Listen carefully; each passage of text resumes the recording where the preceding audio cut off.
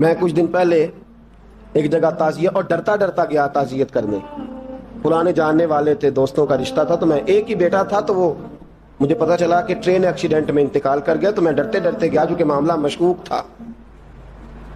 اور جب میں تعزیت کے لیے اندر پہنچا تو ہمارے جو انکل تھے, جن کا میرے دوست تھے, وہ ان کے کچھ عزیز کہنے لگا کہ حضرت جی آپ کے ساتھ والے باہر جا سکتے ہیں؟ تو میں نے کہا چلے جاتے ہیں. میں دوستوں کو گاڑی میں بھیج دیا, اور جب میں نے اس سے بات چیت کی, کہنے لگا میرا بیٹا ایکسیڈنٹ تو میں نے بنایا ہے, وہ تو خودکشی کر کے مرا ہے. شادی کے 11 سال بعد خدا نے ایک بیٹا دیا تھا, اور مجھ سے غلطی یہ ہوئی, میں نے کہا میرے بیٹے کو تکلیف کوئی نہ آئے. اس کے منہ سے جو نکلا میں نے اسے دیا, جو اس نے مانگا میں نے دیا. کہتا ہے جو شخص 16,000 مہینے کا کمائے اور بیٹے کو 40,000 کا موبائل خرید کے دے, کہتا میں نے ہر سہولت اسے دی. پھر ایک امیر کی لڑکی سے یونیورسٹی میں پڑھتے ہوئے اس کا تعلق بنا. بچی کے میسج بھی میں نے اپنے موبائل, اس بچے کے موبائل میں دیکھے, اور اس لڑکے نے جو میسج سینڈ کیے وہ بھی میں نے دیکھے. پھر میں گھر پہنچ گیا, میں نے بیٹے سے منتیں کی کہ بیٹا وہ ہمیں رشتہ نہیں دیں گے, ہماری برادری بھی چھوٹی ہے اور ہمارے جیب میں پیسے بھی کوئی نہیں. پھر میں ان کے گھر گیا, بیٹا نہ مانا, اور میں نے اس شخص کو بلا کے کہا تیری بیٹی کے میسج ہیں, خدا را خیال کر, اور تیرے تو 7 بچے ہیں, میری گود میں تو ایک ہی پھول کھلا ہے, میں کدھر جاؤں, خیال کر. اس نے کہا دوبارہ تو نے نام لیا تو ایسے کیس میں باپ بیٹے کو پھنساؤں گا کہ ساری زندگی نکل نہیں سکو گے. نے کہا میں نے بیٹے سے کہا کہ بیٹا میں نے پگڑی تک رکھی ہے پر مجھے رشتہ نہیں ملا, تو باز آ جا. کہنے لگا 3 راتیں میرا بیٹا سویا نہیں, اور مجھے کہنے لگا حضرت جی وہ 4تھی رات سویا ہے تو دوبارہ اٹھا نہیں. مجھے کہنے لگا مجھے اجازت دو کہ میں اس بیٹی کو بھی قتل کر دوں اور اس کا باپ بھی قتل کر دوں, میرا تو گھر اجڑ گیا نا. وہ کہنے لگا میں کبھی کبھی دوستوں کے پاس جا کے رات گزار لیتا ہوں اور میں اپنے دل کو سکون دے لیتا ہوں, لیکن اس کی ماں اس کے جوتے سینے سے لگائے پھرتی ہے, اس کی اماں اس کے پرانے کپڑے لے کے سینے سے لگائے پھرتی ہے. کہنے لگا حضرت جی کوئی کوشش کرو, کوئی دعا کرو کہ اللہ مہربانیاں کرے. میں کہہ تو نہیں سکا ان سے, لیکن میرے دل میں خیال آیا کہ کس نے کہا تھا کہ بچہ یونیورسٹی میں کو ایجوکیشن میں داخل کراؤ, کس نے کہا تھا کہ اس کے ہاتھ میں آگ کا انگارہ دو. میرے دوست آپ تیز آنچ تیز آگ جلا کے اس کے قریب مکھن رکھو, اور پھر مکھن سے کہو کہ ڈلنا نہ, پھر مکھن سے کہو کہ پگھلنا نہ. بھئی تیز آگ قریب جلا دی اور تو کہتا پگھلنا, یہ کیسا ممکن ہے؟ ہو سکتا ہے؟ بولیے نا, ہو سکتا ہے؟ لڑکا اور لڑکی اکٹھے کالج میں پڑھیں, ایک کمرے میں رہیں, ایک چھت کے نیچے رہیں, ایک دوسرے کو دیکھیں, نام جانیں, فون نمبر پاس ہو, اور پھر کہنا کہ تم عشق کا چکر نہ لڑانا, کیسے ممکن ہے؟ اور بڑے سیانے بندے کہتے ہیں حضرت صاحب اعتماد ہونا چاہیے اولاد پہ. میرے نبی پاک کو اپنی بیویوں پہ اعتماد نہیں؟ عبداللہ ابن مکتوم نابینے سے ابھی آئے ہیں تو حضور نے فرمایا پردہ کر لو, حضور کو اعتماد نہیں؟ مصطفیٰ سے پاک گھر کسی کا ہو سکتا ہے؟ فرمایا پردہ کر لو, نقاب ڈالو. سونے وہ تو نابینا ہے, فرمایا تمہیں تو نظر آتا ہے نا, ڈالو نقاب. یہ اعتماد ہونا چاہیے. یہ کیسا اعتماد ہے کہ تو تیز آگ جلائے اور مکھن قریب رکھ کے اعتماد کر, یہ کیسا اعتماد ہے؟ ایک حدیث سنانے لگا, زندگی بار بھولنا نہ, دل کی تختی پہ لکھنا, یہ روایت ہے. توجہ ہے آپ کی؟ جاگ رہے ہیں؟ بار والوں کو میری بات کی سمجھ آ رہی ہے؟ حدیث سنانے لگا ہوں, ابن حجر اسقلانی حدیث لائے ہیں. رسول پاک صلی اللہ علیہ وسلم نے فرمایا جہاں مرد اور عورت اکیلے ہوں وہاں تیسرا شیطان ہوتا ہے. یہ تو پہلے بھی سنے ہوں گے نا اتنے لفظ, اس سے آگے ہیں ابن حجر حدیث کے لفظ لائے. یا رسول اللہ صلی اللہ تعالی علیہ وسلم مرد اور عورت اکیلے ہوں تو تیسرا شیطان ہوتا ہے؟ حضور نے فرمایا ہاں. عرض کی حضور اگرچہ وہ نیک ہو,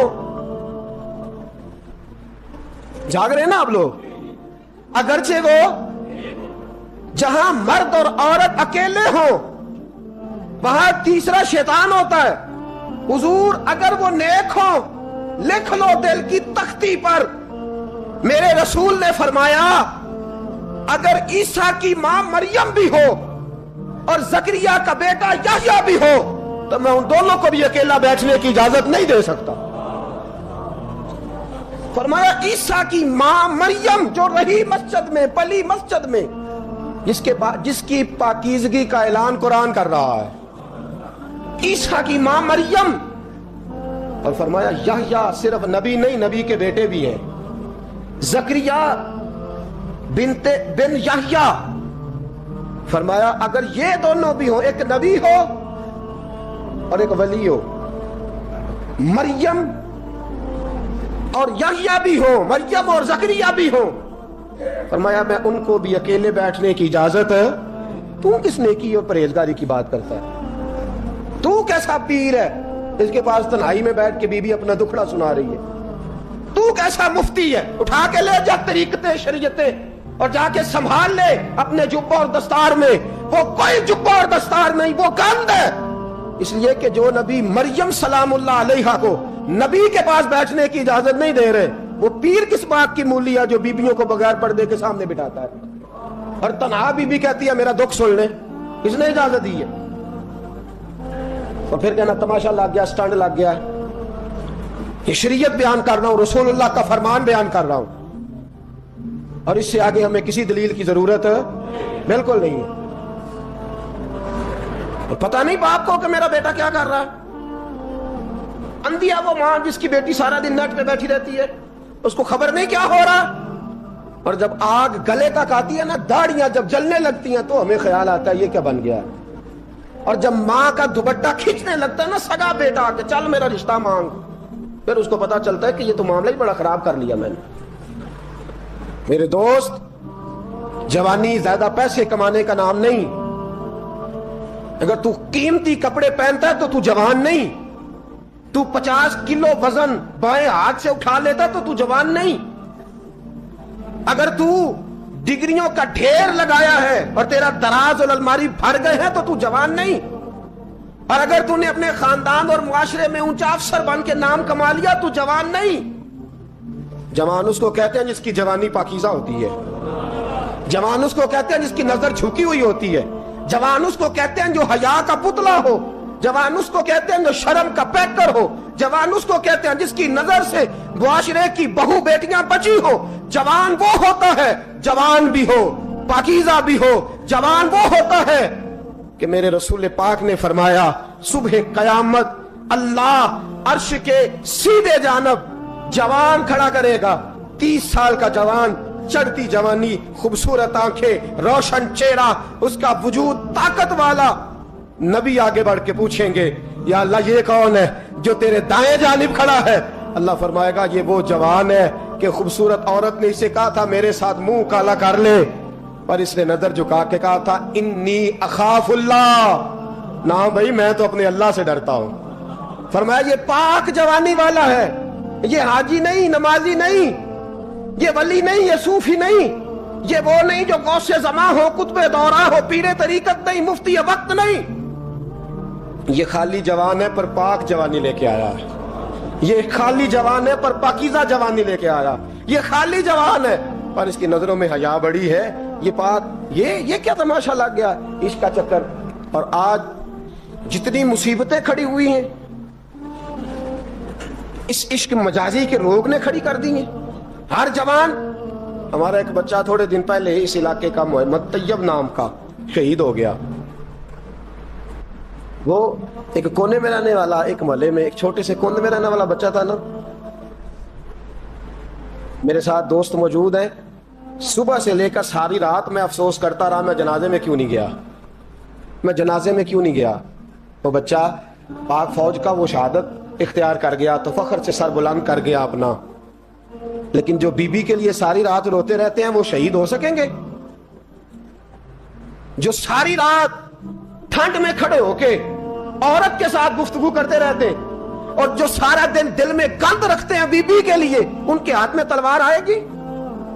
ये बहू बेटियों की इज्जतें बचा सकेंगे? आफिया सिद्दीकिया जेलों में जल गई अमेरिका की, और वो जब भी खत लिखती थी कहती थी कोई मोहम्मद बिन कासिम नहीं बचा, वो कहती थी कोई शहाबुद्दीन गौरी नहीं बचा। और वो जब भी, अब तो खैर उसका ज़हनी तवाज़ुन ही काम करना छोड़ गया, वो बीबी जब भी खत लिखती थी ना अहले पाकिस्तान को, तो कहती थी पाकिस्तान वालों बताओ, क्या तुम्हारे अंदर कोई भी खालिद बिन वलीद का मानने वाला नहीं? क्या कोई नहीं तुम्हारे अंदर जो अली के नाम का नारा लगाने वाला हो? कोई नहीं बचा जो फारूक आजम की सीरत को फॉलो करने वाला हो? कोई लाओ जिसके हाथ में तलवार हो और मुझे समझ आए कि ये वो है जो हसन और हुसैन का नाम लेने वाला है। कोई नहीं बचा, इसलिए कि गंदगी दिमाग में, गंदगी दिल में, गंदगी रूह में तो इस काम के लिए आया था।